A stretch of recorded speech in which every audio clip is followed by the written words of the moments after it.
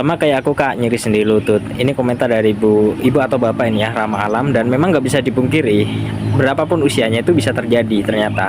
Dulu saya pikir itu hanya masalah kesehatan yang dialamin bahkan terjadi di usia 40-an saja. Dan memang yang paling banyak ngobrol dengan saya itu ibu-ibu yang usianya udah memasuki menopause, usia 40 ke atas seperti itu. Tapi ternyata usia 20-an pun juga ngalamin. Kebetulan saya kemarin juga usia baru 21, saya ngalamin kecelakaan, akhirnya terjadi masalah. Dan bukan hanya di persendian lutut ya, ada patah tulang saya itu dua, tulang kering dan juga tulang betis itu putus.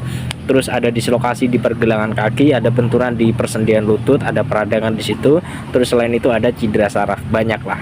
Dan dari situ akhirnya saya belajar ternyata ini bisa terjadi sama siapapun di usia berapapun gitu.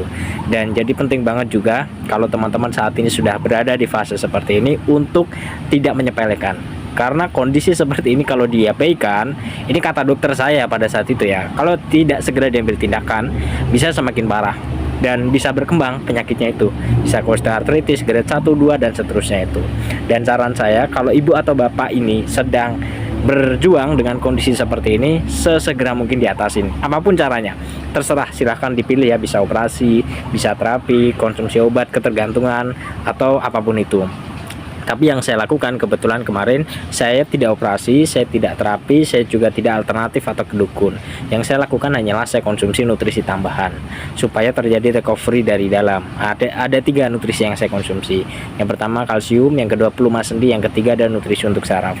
Dan bersyukurnya walaupun tanpa operasi, tanpa terapi, tanpa kedukun, tanpa ketergantungan dengan obat, sekarang masuk bulan kelima saya bisa kerja lagi, aktivitas lagi normal tanpa adanya rasa nyeri, bunyi dan kaku.